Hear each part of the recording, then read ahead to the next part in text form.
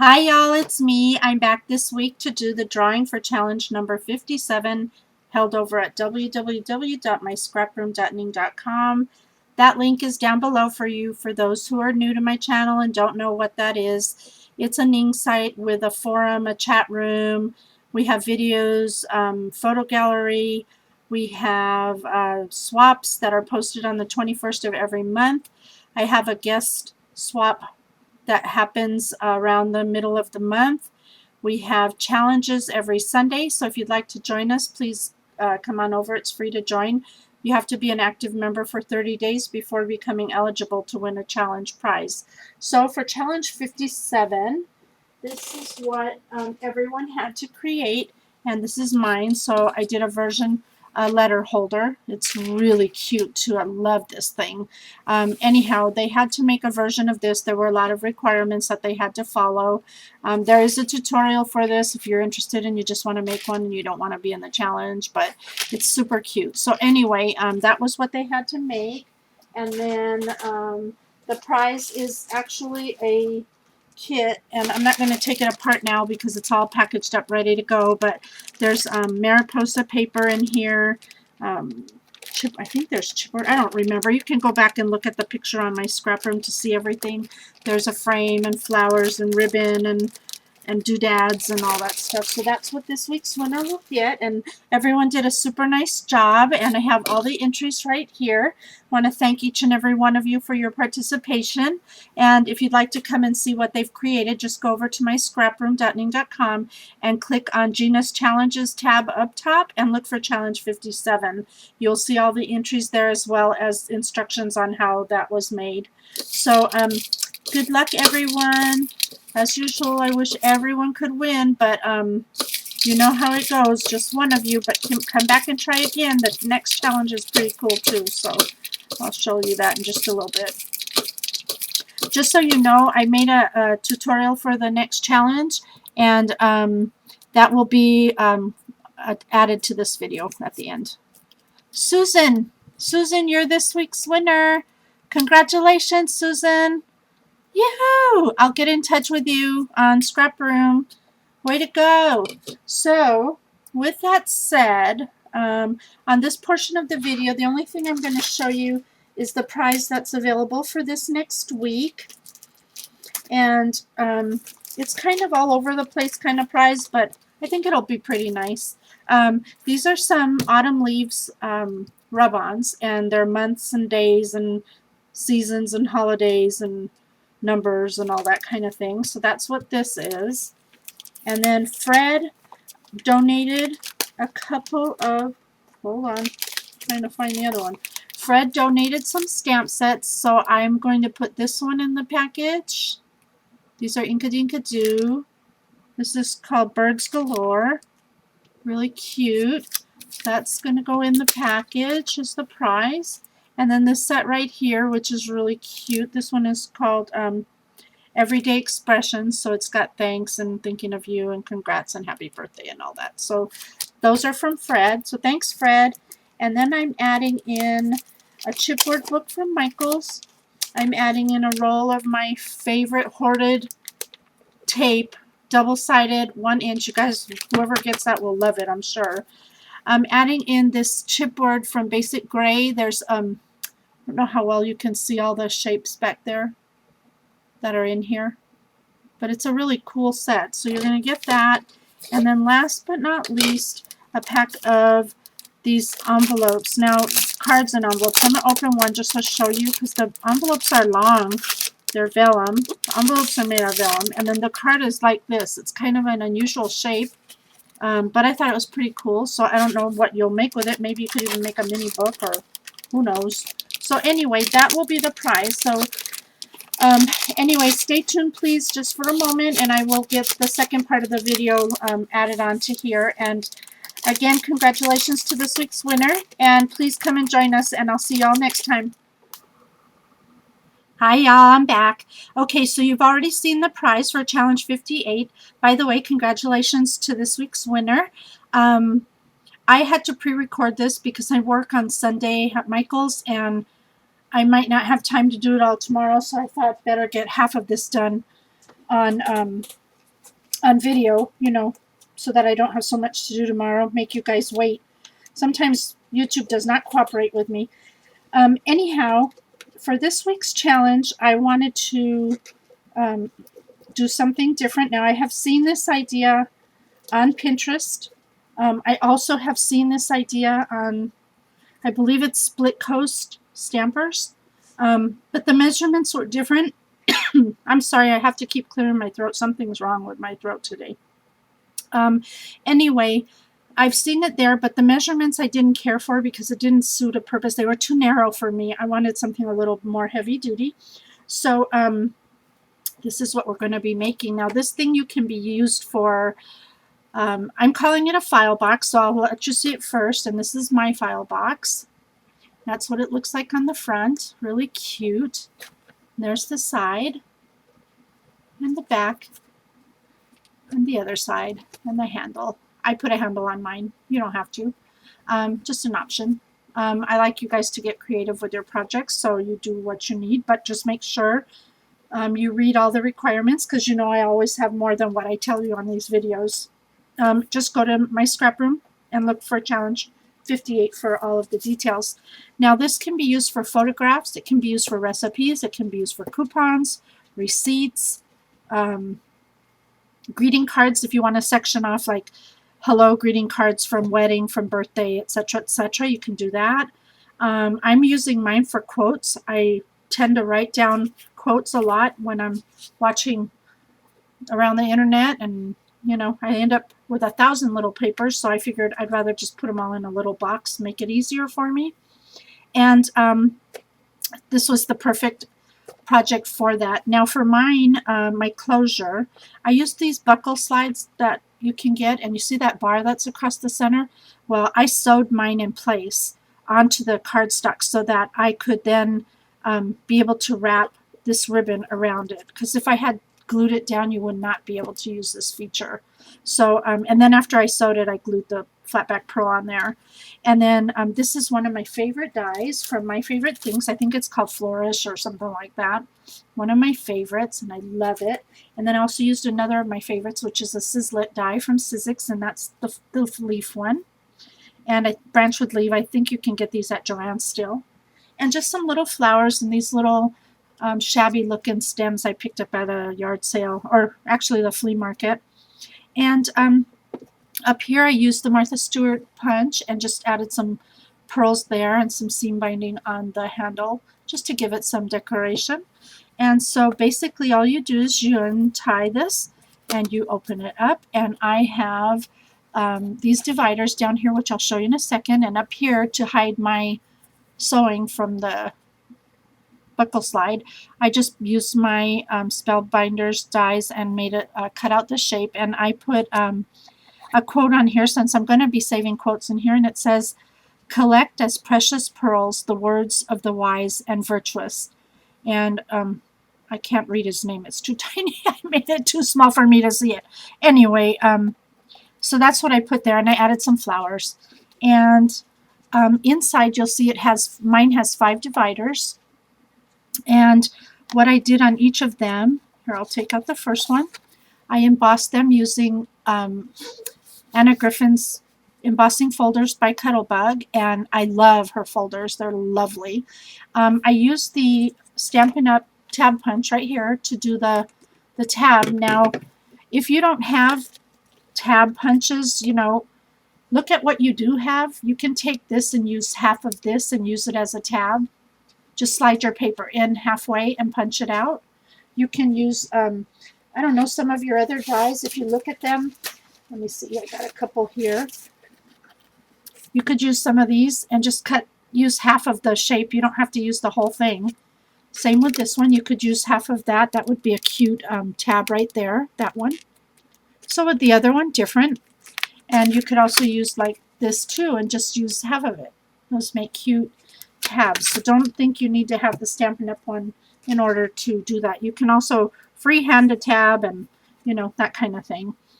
Anyway, and then I added some glitter, and I always add my glitter with a hot glue gun because it dries quickly and it doesn't come off, which I love. So I've labeled mine Bliss because that's my favorite thing, and I love poems about happiness and quotes and things, and dreams. And then I have a tab for love, and one for friendship, and one for encouragement. And those are what I'll keep in here in the little appropriate slots. What's really nice is these don't have to get glued in because they hold between the accordion here. So I'm going to go ahead and show you how to put this together. It's extremely fast and easy.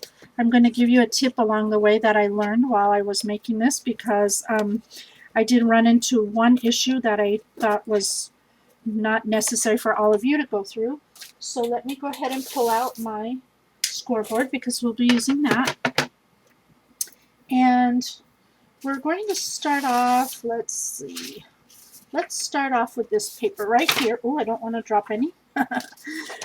We need to cut 6 by 12, and we're going to score it at 4.5 and 7.5 on the 12-inch side. So we're going to do 4.5 and 7.5. That's the first piece. Now, the tip I'm going to give you is, if you noticed on mine, I used cardstock to make the base and then patterned paper on top. I did not score the patterned paper. I only scored the cardstock. I cut my patterned paper a 1/4 inch smaller than this, and I adhered it on. I used double-sided tape. I adhered it on to here, and then I just worked the score lines once the paper was on it, because trying to score this exactly to match this, if you've made it smaller, it's a little tricky. So to make it easier on yourself, adhere the paper first after you score, and then use your your scoring lines to fold, and make sure to use a bone folder to press those down, because with the pattern paper it's thick, and so you have to press it down to give it that nice crease that you need. So that was the first piece that we're using. The next piece we're going to use is 6 inches by 7 inches, scoring at 1 inch and 4 inch, and that would be on the 7-inch side. So we're going to go ahead and do 1 inch and 4 inch. Now this piece essentially becomes the flap right here in the front, right here. If you don't want this piece to be this long, that's here, you can always make it shorter, or you can do other things to it. I'm not going to tell you what, but you can figure out things to do. So again, this side here, which is the 4 to the 7, you can cut this any length you want it to be. I left mine where it is. Okay, the next piece we're going to do is 2 of, where are you? Come on. Where did they go? I'm sorry. Here we go. We're going to score 2 pieces that are cut at 6 by 4.5 inches, and we're scoring at every 1/2 inch, and we need to have 2 of these. These will be the accordions. So we're going to go ahead and score every 1/2 inch. I'm going to go ahead and do that with you here. It'll take me just a second. If you don't have a scoreboard, just line up a ruler and use the back of a knife or back of scissors on a mouse pad, and you can score pretty easily that way too. So just keep going every 1/2 inch. Now the other one. Oops, I'm sorry. Trying to rush here.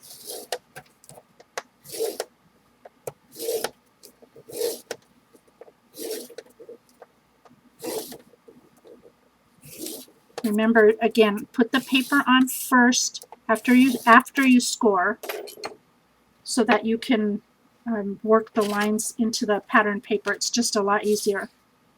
Okay, what I want to do is, my first thing I'm going to do is, I'm going to get my score tape, and I'm going to place it on certain places, one being at each end of this accordion piece here, one on each end, just like that. Do it on this one too, and this one here. Oops. And then I'm also going to put adhesive on this piece here, on the 1-inch piece, which normally I would just use my bigger tape. This is just faster, so I'm just going to go ahead and use this one. So you need some tape there. And then that's it. That's all the tape you need. See how easy that was? Okay, here's what we're going to do. We're going to start by folding on our score lines. And again, use your bone folder to get really nice creases. Don't rush with this process because it shows if you rush. The creases don't come out as nice. So now that's the base of your box. The next thing you can do, if you'd like, is go ahead and score your lines on this piece here. That's the 6x7. And you're going to remove your adhesive. Whoops, let me go this way. There we go. And you're going to add this to this edge up here, making sure to line this edge up with that crease right there. Just a little below it, not quite in it. You want to be able to have that crease still fold. Press it down. So now you got this really long piece of paper, but as you can see, that's what forms your box, the first part of your box. Now for the accordion, the piece where the part where the tape is, which it's on the underside, okay, so remember the tape is on the under, I'm folding first pleat upward like that. That's how I want to do it, and I'll explain why in 1 second. And then just continue to fold it on every score line back and forth, accordion style, fan style, whatever you want to call it. Just keep going. Oops, I'm sorry, I'm off camera. And you should end up with the other one being up as well. So that's how you get that.